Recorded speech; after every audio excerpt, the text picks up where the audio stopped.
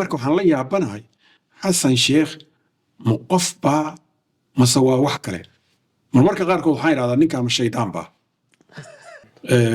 soomaalida gudaha ku jirto Itoobiyaanka ciidamadoodii baa gudaha jooga. sababta waxaa ku dhacay soomaalida rucbi baa ku dhacay. waxay isdareemeen wasaanadii sheegaya oo kale marka hore sheegaya oo kale waxay fahmeen inaan Itoobiya la iska dhicin karin.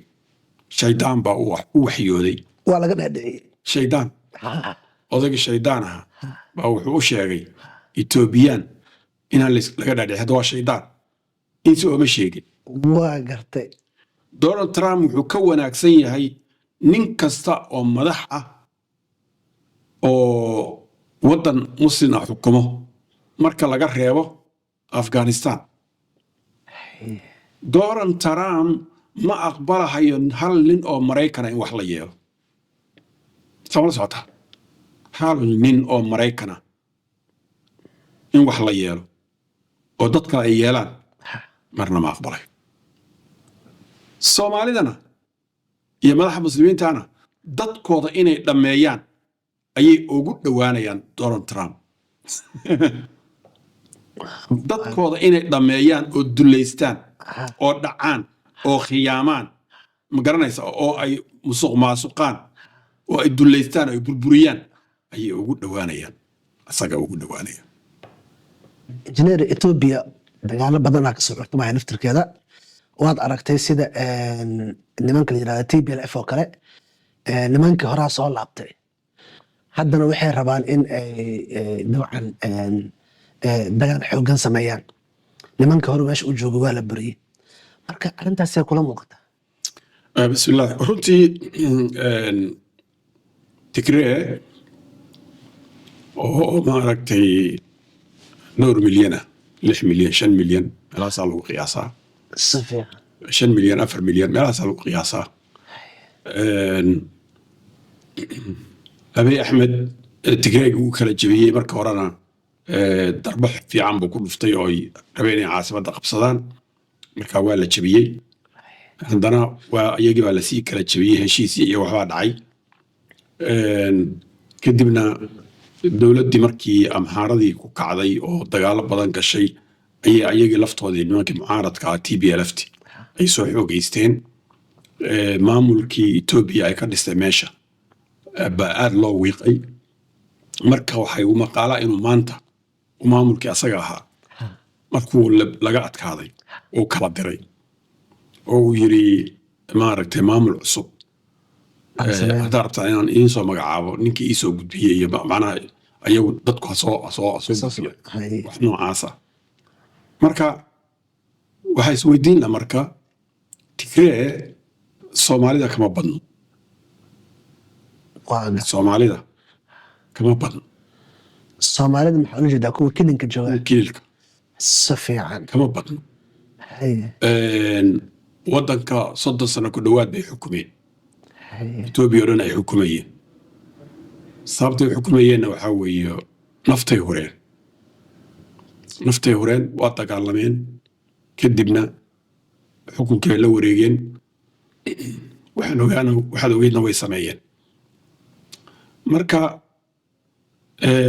hadda waxaa muuqata marka Itoobiya Tigraygi inuu soo laba kacleeyay amxaaradii inay soo laba kaclaysay. marka qowmiyadda Soomaalida ee meesha joogto ay kililka u bixiyeen annaguna u naqaano Soomaaliduna u taqaano Soomaali galbeed. haddii haddana amxaara meesha qabsato sidii Tigraygi ay ugu yimaadeen ayagoo meel iska fadhiyo ay u duleysteen miyay rabaan haddana in loo duleysto. arrinta isweydiinaya waxaa weeye dadka Soomaalida ah ee kililka degan inkastoo la dhibay oo aad loo dhibay in la gaarsiiyo Soomaalida xataa Soomaalida gudaha ku jirtaan ka hadlayna. safiyan Soomaalida gudaha ku jirto Itoobiyaanka ciidamadoodii baa gudaha jooga. sababta waxaa ku dhacay Soomaalida rucbi baa ku dhacay. waxay isdareemeen wasaanadii sheegaya oo kale marka hore sheegaya oo kale waxay fahmeen inaan Itoobiya la iska dhicin karin. shaydaan baa u waxyooday. waa laga dhaadhiciyey shaydaan odayga shaydaan aha baa wuxuu u sheegay etoobiyaan inaan laga dhaadhici hadda waa shaydaan insi ooma sheegin waa gartay marka ayagoo dad muslimiina inuu shaydaan ka dhaadhiciyo etoobiya la iskama dhicin karo waa masiibo weyn waay marka dadka Soomaali galbeed fariinta anigaan u dirayo waxaa weeye waa dhulkiina adinkaa iskale taariikhda Soomaaliya ama halgama ha noqoto xataa diin ha noqoto fiican xataa diintu waxay nooga timid galbeed bay ka timid si fiican ilbaxnimadu waxay ka timid ilaa diinta unbaa ilbaxnimada wadatay culamada waaweyn hataa halkaas galbeed bay ka wada yimaadeen aad u weyn dagaalyahanadii iyo halyeeyadii Soomaaliya ay lahayd 99% galbeed bay ka yimaadeen adinkoo taariikhdaas leh si fiican adinkoo taariikhdaas leh inaad mataqaanaa maalin walbaba jabhad xun intay soo abaabusho xukunka qabsato ay idiin timaado adinkoo sacabooley ah dullinimo lagu noolaado oo ay igsadkiin rarato oo in dullaystaan arrintaa inma qabato ma garanaysaa waa gar markii adinka aad isdhiibteenna soomaalidii kale xataa candhuufteeda sababtaa Soomaalidu waxay haliyey lahayd oo dhan kulli galbeed bay ka imaadeen runtaa la isu sheegaya Axmed Guriid hadhiin Sayid Maxamed Cabdilla Xasan kulligood oo dhan galbeed bay ka yimaadeen iyo culumadii kale oo waaweynay garanaysaa marka adinkoo taariikhdaas lahaa in mataqaanaa maalin walbaba marna Tigree intuu dagaalamo xukunka qabsado uu idiin yimaado in dulaysto haddana Amxaare aad sugaysaan ma garanaysaa haddaad Amxaare ka badbaadaana laga yaabo inuu Tigreegiin ku soo noqdo haddana ay mataqaanaa Oromo dhulkiini oo dhan ka qaadanayso in dulaysatay waxaas waxaa weeye waa qabyaaladda iyo kala qoqobka iyo burburka waay sababtaa marka qabiil divide and rule waxaa la yidhi qaybi oo xukun ma garanaysaa inta qaybaysid haddana xukun wax Soomaaliya taagan maalin dhaweyta bilmunaasaba waxaa lai sheegay gaala nimanka Etoobiyaanka oo Garbaharey joogo ayaa waxay ka dhamaatay baa la yidhi xilliga ay joogi lahayn Amisom odayaasha isugu yeereen markaas waxay yidhaahdeen waan tegaynaaye si fiican ka warrama waxay rabaan inay yidhaahdaan ha naga tegina ay sugayaan waxay dhaheen haddaad tegaysaan oo waqtigiina in dhammaatay haddii anagu garabkiina allaha galo wayba yaabeenba garanaysaa waa gar marka baydhabo kuwa jooga mooryaan baa la soo arunaya ha naga tegina ma garanaysaa wixii marka ay la qabsadeen asnaada marka waxaa weeye Soomaalida waxaana qariib ah ninka madaxweynaha ka ah inuu wax iska shaqeynayo Soomaaliya ninka madaxweynaha ka ah inuu ka shaqeynayo kala qaybinta Soomaalida oo uu rabo qabiilkiisa ciidamada qarankii intuu burburiyo ciidamo qaran aan la yeelan uu mooryaan qabiilkiisa madaxtooyada ku haysto lacagta international community ana gurto dadkana canshuurta ka baada ka aruursado boosaskii dowladda iyo dhulkii dowladda iyo hantidii ummadana uu xaraashto oo uu gato oo uu ku biilo mooryaantiisaan hubna ku soo gato fiiri hubka aabud waa lagu qabsaday ee faraha badnaa waxaa iska lahaa Xasan Sheikh iyo Liibaan Shuluq in la yiraahdo labadaas iska lahaa fiiri waa Xasan Sheikh waa madaxweynihii hubka asagaa soo gatay waa gar niman mataqaanaa wuxuu soo gatay inuu ciidamo dowladeed kaga maarmo billaahi calaykum arrintaas hadday jirto in Xasan Sheikh oo shuraaka leeyahay meel walba oo dagaal ka jira oo Xasan Sheikh joogo Liibaan Shuluq waa joogaa muxuu ka hayaa isleena waa shuraakadii waxaa lagu rabaa fiiri Liibaan Shuluq generaalna ma ahan dabcan meeshan hub macnaha lagu kala gadanayo ama hub la keenayo ma jirto madaxweynihii qarankaa joogo Liibaan Shuluq sawirka oo meesha madaxweynaha agtiisa oo ka haya maxay tahay dabcan de waxay ku shiraakoobeen de waxaan qabyaaladan iyo mooryaannimada tan iyo musuqmaasuqaan iyo waxaanay ku shiraakoobeen. waxa ayaan dara ah dadka Soomaaliyeed ee damiirka leh inay maqlaan ama arkaan nin madaxweyne sheeganayo oo hub dowlad u yiri waa cadow Itoobiya ka soo iibsanayo oo qabiil ku hubeynayo oo raba inuu qabiil kale ku dhibaateeyo. wax kale ma ahan hubkaas wuxuu ahaa in qabaa'illa Soomaaliyeed lagu barakiciyo oo dhulka ay degan yihiin looga saaro. dadka noocaas ah oo qaabkaas u fikirayo inay adduunka ku noolaadaan horta xaq ma u leeyihiin. iska dhaaf inay noqdaan madaxweyne iyo waddan ay madaxweyne u nahay. fiiri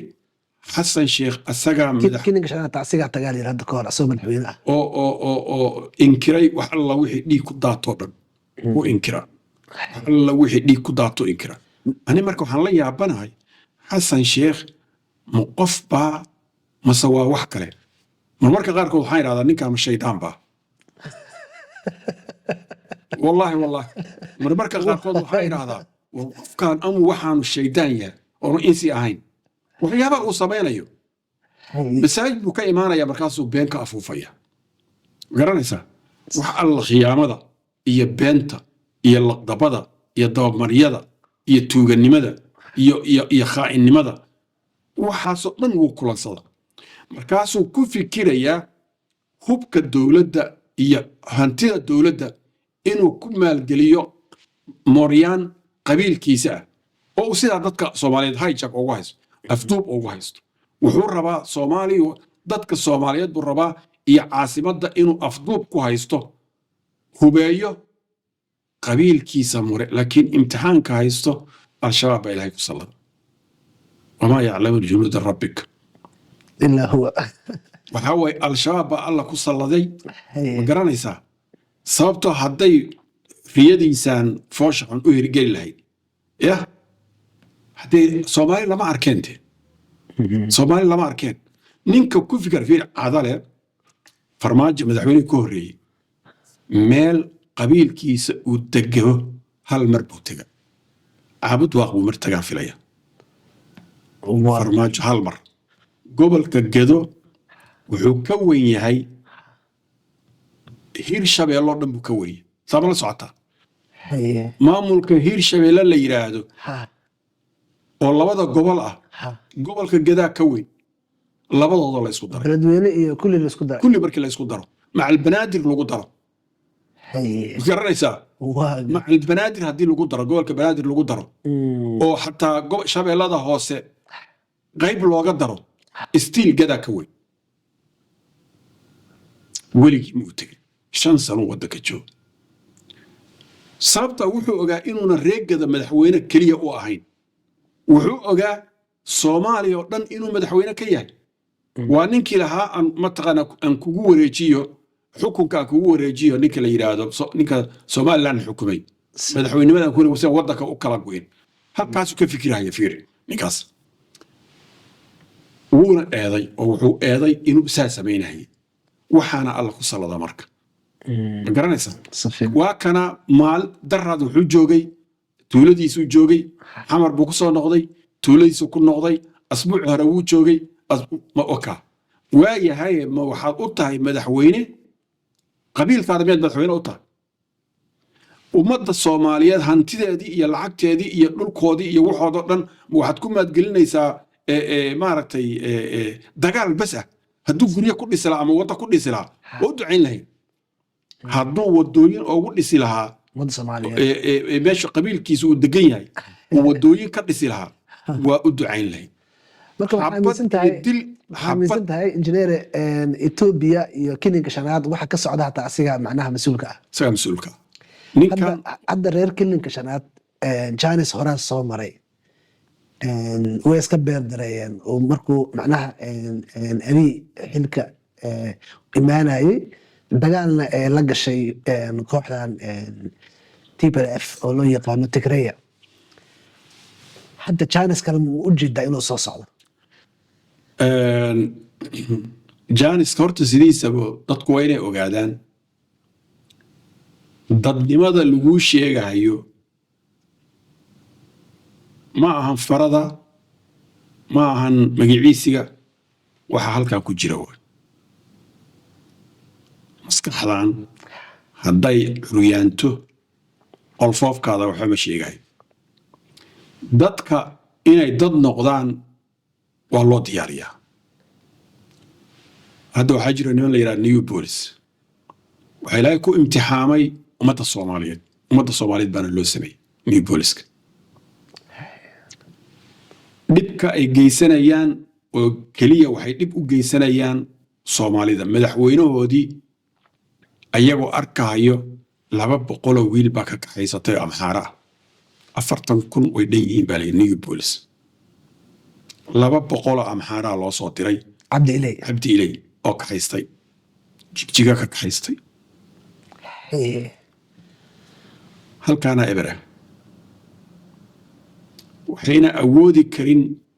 inay xabad dhanka amxaarada ku fiiqaan ma awoodi karaan handicap halkaan eber waay dad baana ka dhigay saas ama tababarkooduba ahaaba maadaama laga dhaadhiciyay inay etoobiyaan yihiin etoobiyaan weliba cabsi baa u geysay waxaa ugu xun waxaa waaye markay cabsi kuu geyso inaad etoobiyaan sheegato si lagaaga raali noqdo amxaarku kaaga raali noqdo waa inaad walaalkaa dishaa sidaa uu hadda samaynaya xasan sheekh jasiire ka sameeyoo kale oo abiy axmed wiilka ugu hordilay marka waxay ku qancayaan si aad u qanciso waa inaad mataqaanaa walaalkaa hortiisa ku disho adiga marka waad badbaadaysaa marka new booliska dadka soomaalida waxay u xasuuqayaan waxaa weeye raalli ahaansho waxay raadinayaan amxaarada ah dulinimo meesha ugu dambaysay waay marka dadkaada markii laga adeejiyo waxaa la dhahaa marka ey waalan baad noqonaysaa ey waalan ma abduleey ey waalan meelo hore ordaa may waxbuu cunayaa ma ordaya meelaha waxbuu cunayaa waxaa la arku kara waaba ey waalan dee isagoo eyo marka waxay noqonayaan eeye waalan dadkaadii iyo ummadaadii iyo shacabkaadii bes aad ka shaqaynaysaa inaad cuntid oo dishid oo baabi'isid si aad raalli ahaansho u hesho marka heerkaas markii la gaarsiiyey way ku adag tahay inay dad noqdaan sanadyo badan ba heerkaa la soo gaarsiinaya maxaa hadda tahay hadda waxay u baahan tahay waxa in laga dhaco oo loo sheego qofka kan walaalkaa ah inaad u gargaarto la baro madaxweynaha maraykanka sheekh ilaahi baan arkayay madaxda soomaalida muslimiinta xukumoo dhan wuu ka caqiida fiican yahay caqiido Donald Trump wuxuu ka wanaagsan yahay nin kasta oo madax ah oo waddan muslim ah xukumo marka laga reebo Afghanistan Donald Trump ma aqbalahayo hal nin oo Maraykan in wax la yeelo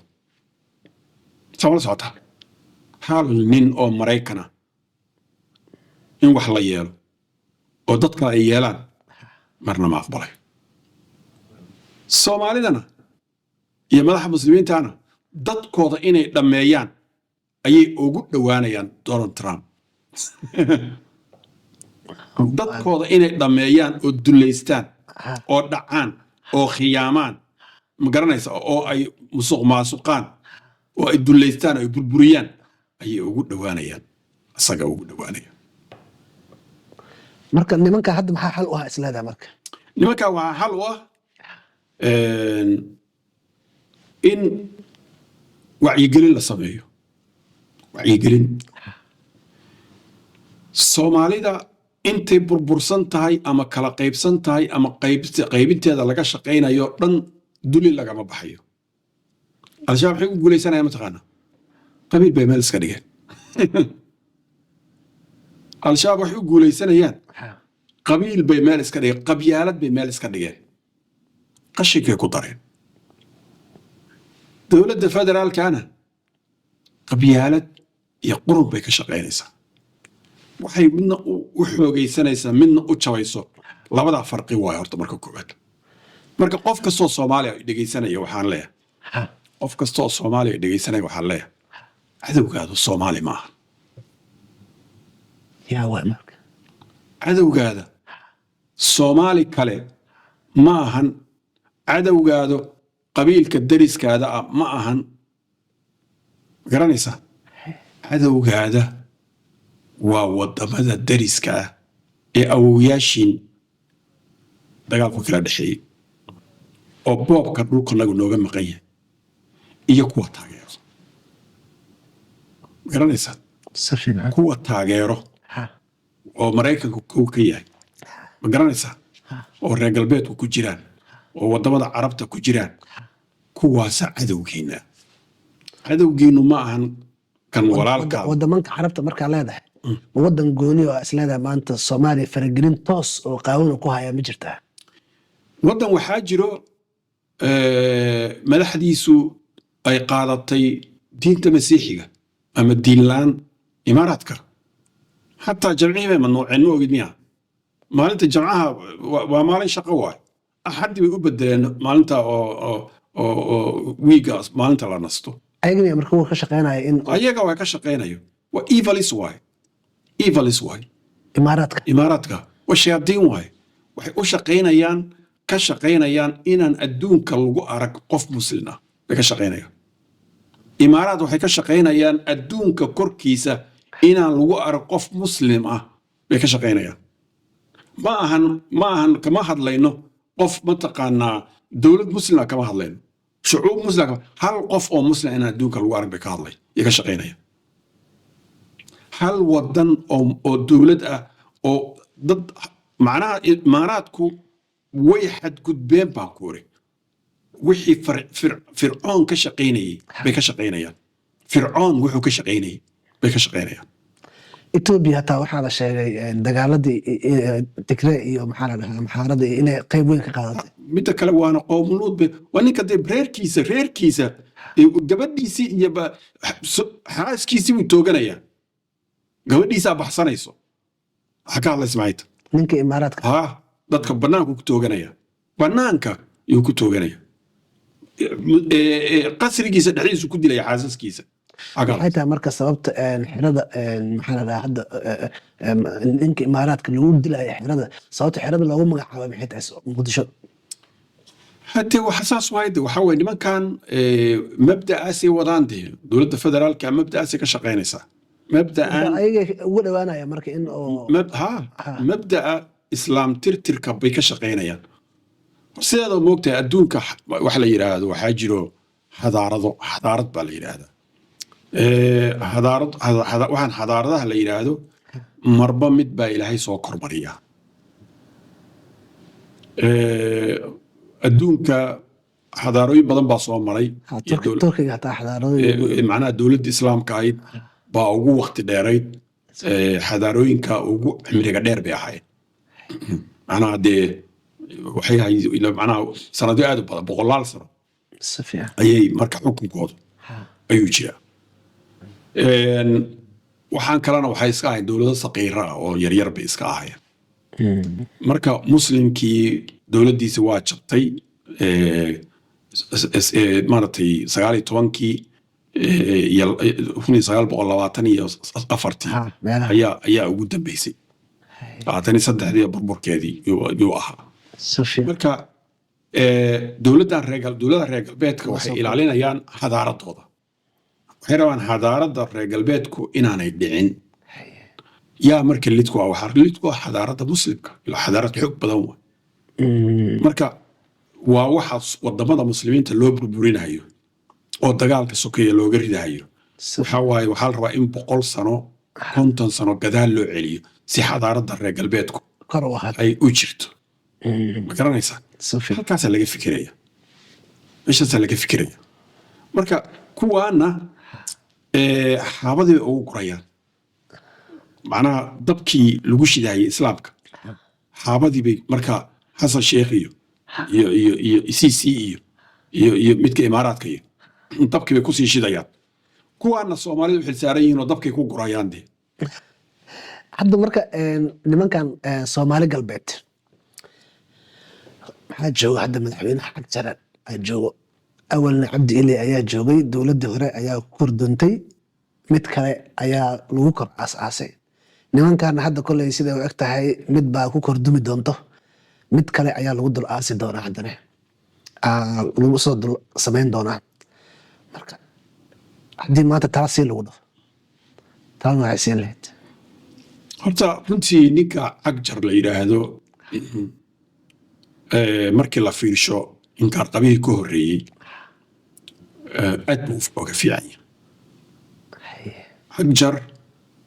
waxaan aaminsanahay dhiig badan oo daadan lahaa oo kii hore u daadinayay ayuu baajiya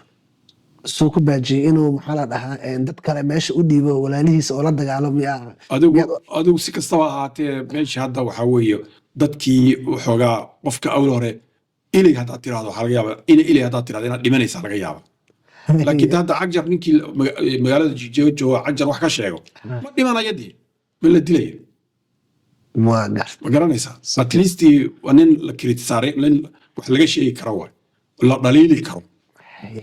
marka Cagjar waxaan leeyahay kula